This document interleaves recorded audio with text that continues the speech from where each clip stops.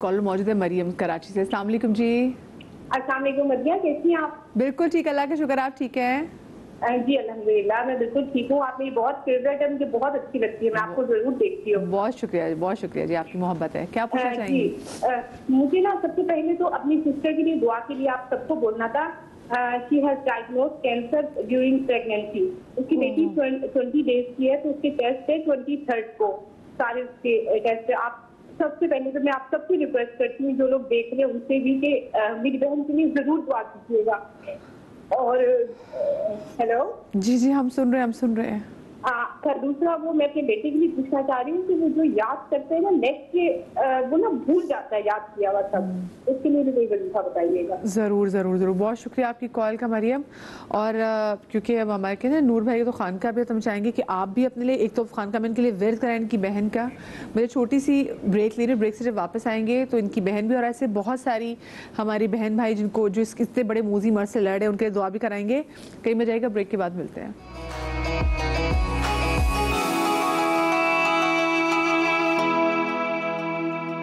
جی break کے بعد ایک بار پھر سے ہم آپ کو خوش آمدید کہتے ہیں. اور بریک پر جانے سے پہلے ہماری بہن کی کال آئی تھی اور جس پہ ہم سب بالکل ایسے جیسے کہ ہمارا اپنا کوئی ذاتی کہتے ہیں کہ پریشانی ہے ہماری.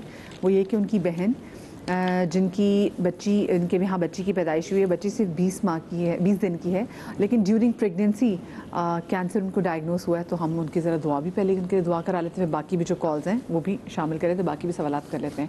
تو سب سے پہلے تو دعا. اللهم صل وسلم على سيدنا ومولانا محمد وعلى آله وصحبه سيدنا ومولانا محمد معدن الجود والکرم. یا اللہ یا رحمان یا رحیم، رحم کرنے والے رب کریم ہم سب پر رحم فرما، کرم کرنے والے رب کریم ہم سب پہ کرم فرما.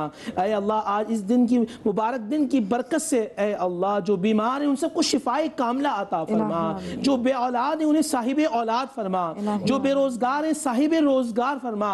اے اللہ جن کا روزگار ان کے رزق میں کشادگی عطا فرما. اے اللہ ہمارے گھروں میں برکتیں عطا فرما، ہماری زندگی میں سکون عطا فرما.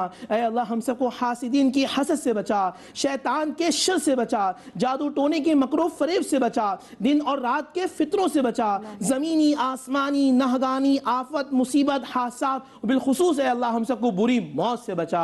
اے اللہ ہم سب کو مرتے وقت کلمہ طیبہ پڑھنے کی توفیق عطا فرما.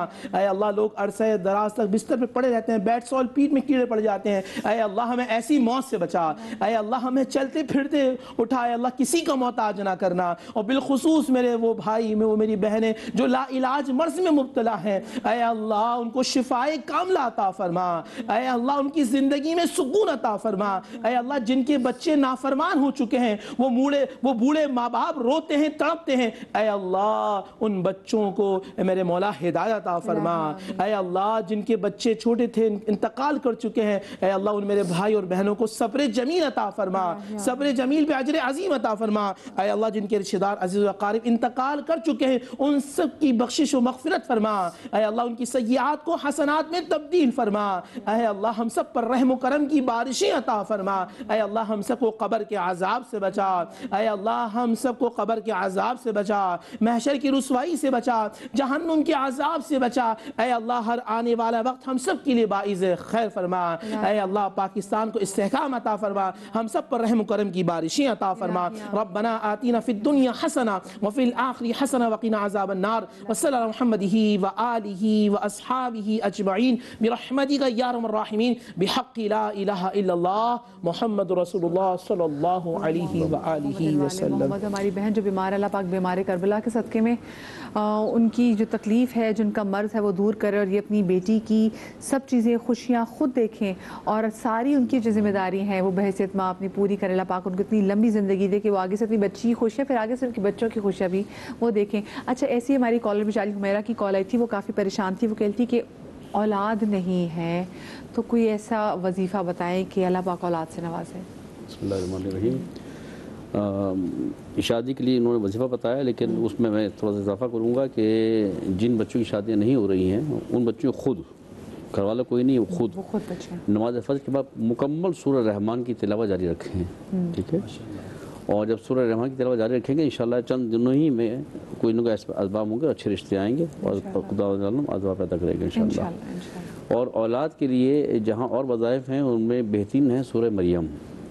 کہ جن کو اولاد کی خواہش تمنا ہو تو ان خاتون کو چاہیے کہ وہ سورہ مریم کی تلاوت کریں اور خدا کی بارگاہ میں محمد والد محمد کے صدقے میں دعا مانگیں انشاءاللہ العزیز، تو پروا عالم جو ہے وہ اچھا۔ اس میں ایک بات یہ ذہن میں رکھیے کہ ہمارے ہاں عموماً ایسا ہو جاتا ہے کہ جہاں تاخیر ہوئی یا اولاد نہیں ہو رہی تو ہم اللہ سے گلہ کرنے لگتے ہیں، شکوہ کرنے لگتے ہیں، یہ نہ کریں، یہ ناشکراپن ہے، ٹھیک ہے۔ میری خواہش ہے کہ میرے ہاں اولاد ہو، ٹھیک ہے، اللہ کا فیصلہ کچھ اور ہے۔ دعا کا طریقہ یہ ہوتا ہے کہ میری تمنا، میری خواہش ہے کہ یہ ہو، اے اللہ بقیہ تو بہتر جانتا ہے، جو میرے حق میں بہتر ہو۔ جب آپ اپنے معاملات کی بہتری خدا پر چھوڑ دیں گے تو خداوند عالم آپ کے لیے بہتر ہی کرنے والا ہے، ٹھیک ہے۔ میڈیکلی ٹھیک ہیں، شوہر بھی صحیح ہیں، بیوی بھی ٹھیک ہے، اس کا مطلب ہے کہ خدا کی حکمت اور خدا کی مصلحت ابھی نہیں ہے، ٹھیک ہے۔ دعا کرنا حق ہے، سورہ پڑھنا بھی حق ہے، مناجات کرنا بھی حق ہے، وہ اپنی ذمہ داری ادا کرتی رہی ہے، خدا کی مرضی میں چھوڑ دیجئے، خداوند عالم کے فیصلے کو قبول کرنا چاہیے، ٹھیک ہے۔ اور خدا کے فیصلے پہ کبھی بھی کہ تاخیر ہو رہی ہے، کچھ ہو رہا تو یہ گلہ نہ کرے یا نا تو کیا چاہتا ہے میں بے اولاد رہ جاؤں، ٹھیک ہے۔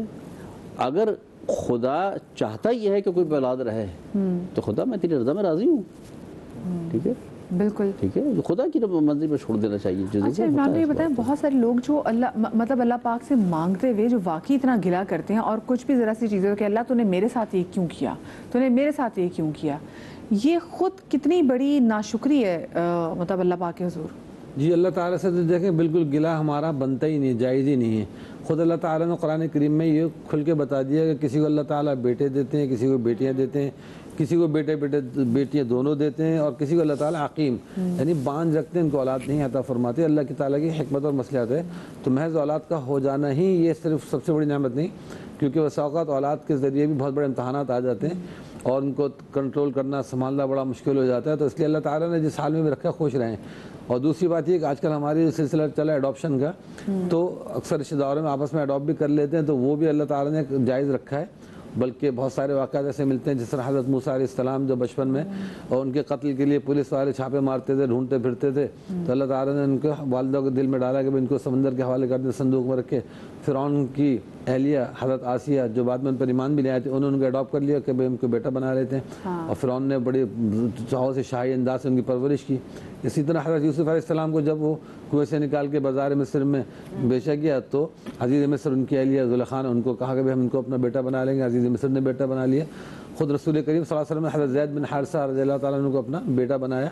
تو ایڈاپشن کا آپشن ہمارے پاس موجود ہے کہ ہم اس کو ایکسیپٹ کر لیں۔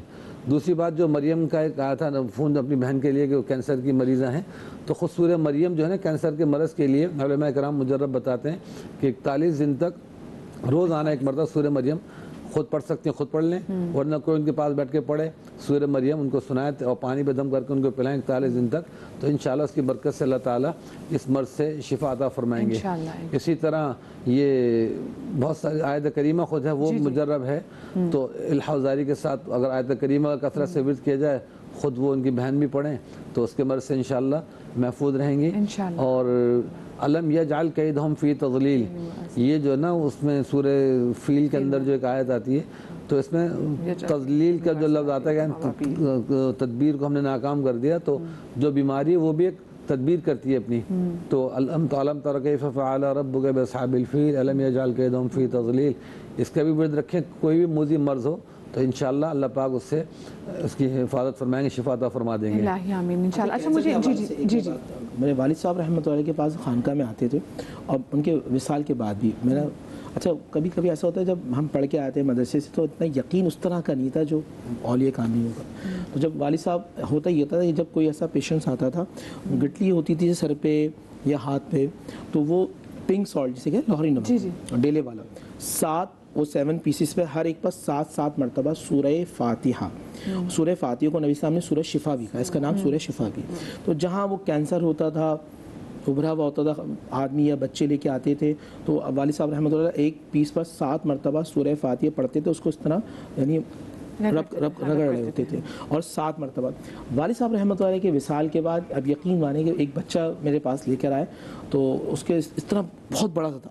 میں نے ان سے بولا بھی ڈاکٹر کے بعد لے کے جاؤ، کہنے کا نہیں، آپ وہ والد صاحب جو عمل کرتے تھے وہ سورہ فاتحہ والا وہ آپ کر دیں۔ میں نے ان سے بولا بھائی آپ کریں یار، اب ڈاکٹر نے کہا نہیں آپ کریں, بچہ بھلے سے مر جائے. میں نے کہا نہیں پہلے آپ مجھ سے وعدہ کریں, ڈاکٹر کو بھی دکھائیں گے, میڈیکیشن بھی کریں گے, پھر میں کروں گا. اب یقین مانے بہن, میں باوضو ہوں یہاں پر, آپ سب لوگ یہاں موجود ہیں.